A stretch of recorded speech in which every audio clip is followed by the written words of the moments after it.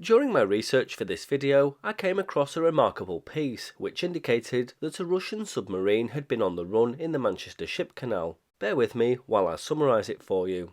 The entire centre of Warrington was placed under siege after a break-in at the WWII vodka distillery by KGB agents on the 21st of October 1983. A huge operation involving hundreds of police officers drafted in from 3 counties was mounted the moment the alarm was raised. Details were sketchy because of a veil of secrecy thrown over the affair by the Home Office, but first reports suggested the break-in was connected with the mystery Russian submarine which had been lurking in the Manchester Ship Canal for the previous 3 days. Despite strenuous efforts by the Royal Navy to pinpoint it using sophisticated tracking devices, it had so far evaded detection. This was a remarkable claim, something I couldn't find any evidence for, and further research led me to a clever marketing campaign by WWII Vodka of Warrington. As far-fetched as it sounds, the hoax piece really wasn't. 1 or 2 news stories over the years have reported a couple of occasions that the Royal Navy has sent submarines to Manchester along the Ship Canal. In fact, it hasn't just been a couple of occasions. Submarines have sailed to Manchester on at least 48 occasions, most of which have been lost to time. Not just Royal Navy submarines, it seems. Not 1 but 2 German U-boats, a submarine from Canada and 1 from France have all graced our now underused inland waterway, stopping in the city's docks. For the first time ever, I'll document each instance. I should point out as well that the twin cities of Salford and Manchester border each other, and while it may appear I used the 2 names interchangeably, the port of Manchester was in Salford. U-111 was one of the 329 submarines serving in the Imperial German Navy in World War I. It was a Type U-93 submarine, of which 24 were built. She was in St George's Channel off the coast of South Wales on her maiden patrol on the 7th of April 1918 when she fired a torpedo at the steamship SS Boscastle, sinking her and killing 18 crew members. U-111 surrendered to the British on the 20th of November 1918 at the port of Harwich in Essex. She was brought to Liverpool in late 1918 for minor repairs and then sailed up the Manchester Ship Canal under the command of Royal Navy officers, with a white ensign floating above the defeated Germanic flag on the vessel's mast. Cheering crowds lined the banks of the Ship Canal at Stockton Heath and Latchford on Friday the 20th of December 1918 as the captured U-boat passed by on its way from Liverpool to Manchester.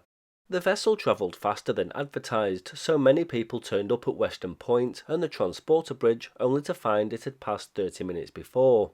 The captured vessel looked battered and weather-stained as it travelled to where it was to be berthed at No. 4 Basin at Pomona Docks on the Manchester Ship Canal. Over the course of a 4-week period, U-111 was open for public viewing every day between 10 AM and 3 PM for 6p per person, with the proceeds going towards mercantile marine charities. Members of the armed forces in uniform could view the submarine for half price. Those in a hospital uniform could view it for free. The 300-foot-long, 30-foot-wide submarine, with its 3 periscopes, 4.7-inch gun forward and aft, and wireless station, certainly attracted crowds, and even US President Woodrow Wilson. They could view the decking area and tower, which were open to general admission, but for an extra fee of 5 shillings, the inside of the submarine could be viewed. The 5-shilling tickets were supplied in limited quantities and could be purchased at the Cornbrook Road entrance to the docks. U-111 remained at Pomona Dock No. 4 until mid-January 1919 before heading to Plymouth. On the 7th of April 1919, she sailed to the United States after 12 days of preparations and testing. On her mast, the United States flag flew above the Reich War flag. Used for trials in the US and sunk numerous times, she finally sunk on the 31st of August 1922 when her hatches were opened and the USS Falcon set off a depth charge by the sub. HMS Ursula, a U-class submarine of the Royal Navy, was photographed along the Manchester Ship Canal sometime in 1940. She entered service in 1938 and saw action during the Second World War in the North and Mediterranean Seas. In 1944, Ursula was transferred to the Soviet Navy and renamed V4. She remained in Soviet service until 1950 and was then returned to the United Kingdom and was sold for scrap in May 1950. I can't find any records to confirm her visit to Manchester. U-111 wasn't the only German U-boat to visit Manchester. U-1023 was a U-boat of Nazi Germany's Kriegsmarine, which surrendered on May 14, 1945, 100 miles southwest of Ireland, and was escorted to Weymouth by two Royal Navy frigates. She was laid down on the 20th of May 1943 by Blom and Voss in Hamburg, Germany, and commissioned on the 15th of June 1944. She was in Manchester at Pomona Dock from July the 6th to the 11th, 1945, and opened up to visitors. She also visited Birkenhead, Liverpool and Fleetwood, with the funds raised going to the King George's Fund for Sailors. After the war, the submarine was scuttled in Operation Deadlight. HMS Aeneas and HMS Andrew of the Royal Navy sailed up the Ship Canal, arriving in Manchester on Tuesday the 28th of June 1949. The commanding officers of the Aeneas and Andrew, 29-year-old Lieutenant Peter Miles and 26-year-old Lieutenant Barry Rowe respectively, visited the Lord Mayor on Wednesday the 29th. The submarines were open for public viewing on the Thursday and Friday from 2 p.m. till 5:30 p.m. While they were moored at Trafford Wharf, the crews were hosted at Bellevue and given free bus rides on corporation buses. As they left for Eastham, where the Ship Canal meets the River Mersey, the submarines were given an enthusiastic send-off by spectators along the length of the canal. Three submarines, HMS Ambush, HMS Artemis, and HMS Affray, sailed up the Ship Canal on the 7th of July 1950. They arrived in Manchester after a request from the flotilla commander, Captain H. L. Brown, on the back of the successful visit in 1949. They stayed until July the 13th, and arrangements were made for the crews to be looked after while they were in town. An old newspaper clipping suggests that HMS Tiptoe and HMS Ambush visited Manchester for a few days in July 1951. They were photographed at Latchford Locks on Tuesday the 24th of July. HMS Seraph entered the Ship Canal at noon on June the 28th, 1957, marking a 4-day visit to Trafford Wharf. She moored at 7 p.m. on the Friday evening and was open to the public on Saturday and Sunday from 1 p.m. till 6 p.m. Again, the crew had free travel on Manchester Corporation buses and were entertained at Bellevue, while Lieutenant M.C. Henry called in on the Lord Mayor. Seraph set sail for Eastham on Monday the 1st of July. The 1,500-ton frigate HMS Blackwood edged her way down the Ship Canal on Friday the 3rd of July 1959 for a 3-day stay in Manchester. HMS Narwhal, a submarine, followed her down the canal later in the day. Members of the City Council visited the two vessels and they were open to the public on Sunday from 1:30 till 8 p.m. HMS Exmouth, a 2,000-ton frigate, sailed up the Ship Canal on Wednesday the 11th of July 1962, closely followed by HMS Oberon. Both vessels docked at Manchester to begin a 1-week courtesy visit to the city. HMS Otis, HMS Aeneas, HMS Cachalot, and HMS Grampus sailed up the Ship Canal on Saturday the 14th of November 1946 on an informal visit to Manchester.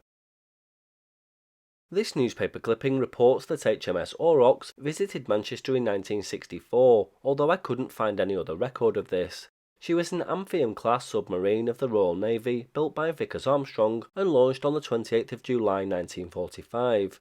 Groups of schoolchildren were taken to visit the submarine. Photo evidence suggests that HMS Cachalot visited Manchester again in 1965. I couldn't find any record of this visit. The photo was labelled November 1965, but it may have been taken on the submarine's prior visit in November 1964. Another photo and caption suggest that HMS Otter, HMS Olympus, HMS Porpoise, and HMS Andrew visited Manchester as a 4-ship in 1966. I couldn't find any record of this visit. HMS Tiptoe, HMS Alliance, and HMS Alcide entered the Ship Canal on Thursday the 29th of January 1968. They operated out of a submarine base at Londonderry and visited Manchester for Ulster Week. The 3 vessels from the 1st Submarine Squadron displayed the Red Hand, a symbol of Ulster Week, on their conning towers. As always, the commanding officers called in on the Lord Mayor.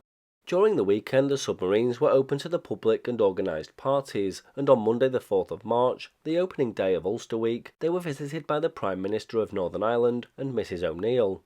The following day there was a reception in HMS Alcide, at which the Northern Ireland Minister of Development, Mr W.K. Fitzsimmons, and the Lord Mayor of Belfast were guests of honour. They left Manchester on the morning of Monday the 7th of March, 1968. This photograph shows HMS Onyx leading HMS Olympus up the Ship Canal in 1969. There's suggestion that HMS Otis and HMS Andrew were with them on a visit to Manchester, but I can't find any other record to support this. Disaster struck on November the 14th, 1969, when HMS Otto was involved in a collision with a ferryboat on the Ship Canal at Stanlow. Colin Rogers, David Brown and Richard Teasdale, aged 32, 22 and unknown respectively, were thrown into the canal, but weren't injured when the two vessels collided near a Shell Oil landing stage. Richard Teasdale was the ferry driver, and the other two were Shell Oil employees. HMS Otter and HMS Andrew were both sailing up the Ship Canal in the early morning darkness when HMS Otter crashed into the ferry. The ferry was damaged slightly but returned to service the same day, and the sub was undamaged. The Royal Navy launched an investigation. The submarine was under the command of a Royal Australian Navy Lieutenant IDG McDougall. He sent a message to shore over the radio saying that two men had fallen overboard.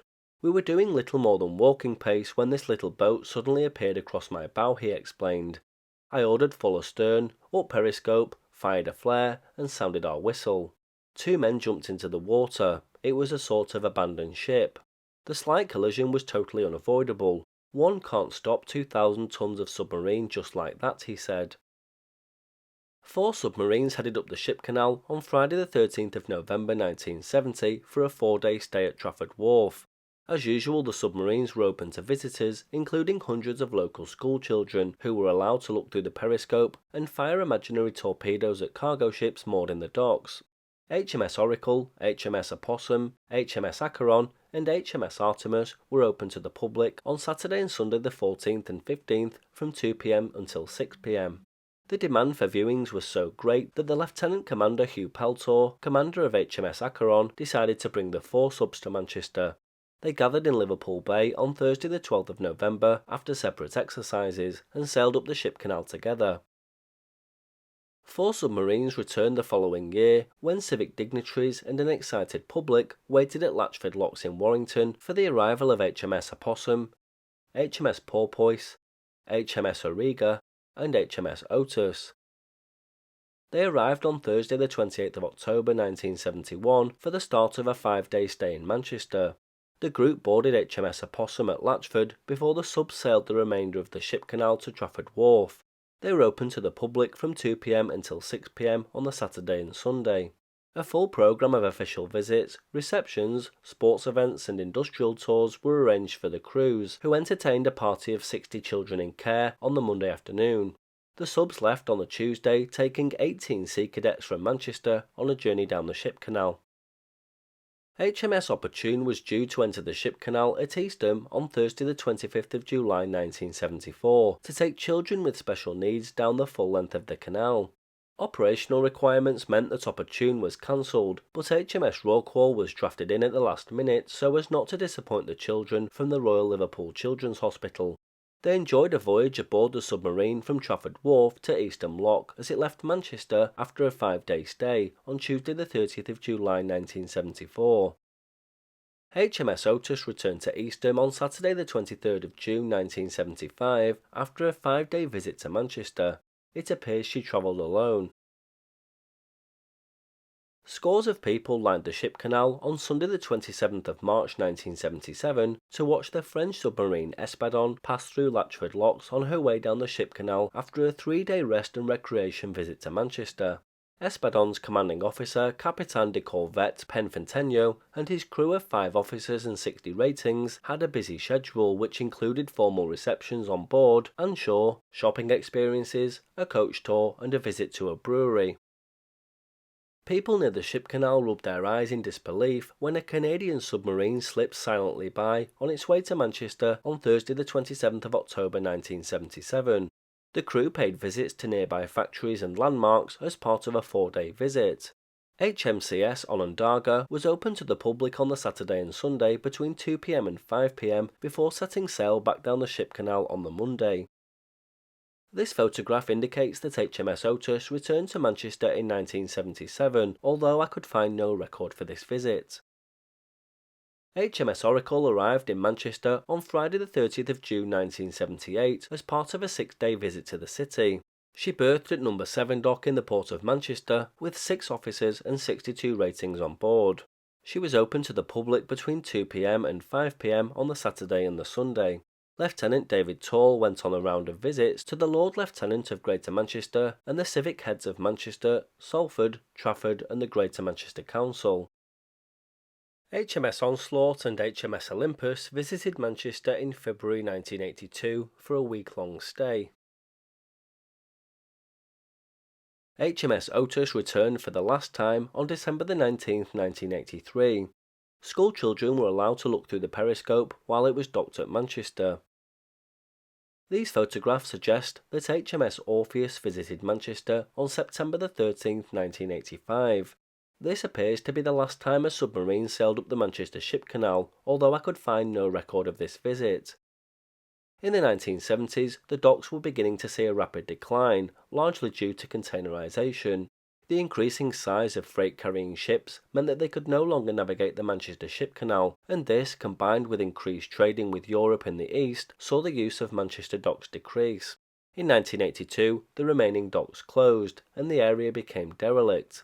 Salford City Council bought them in 1984 using a derelict land grant, and their redevelopment to Salford Quays began in 1985, transforming the area for commercial, residential and leisure use. And in the decades that followed, the almost 50 submarine sailings down the Manchester Ship Canal have been largely forgotten.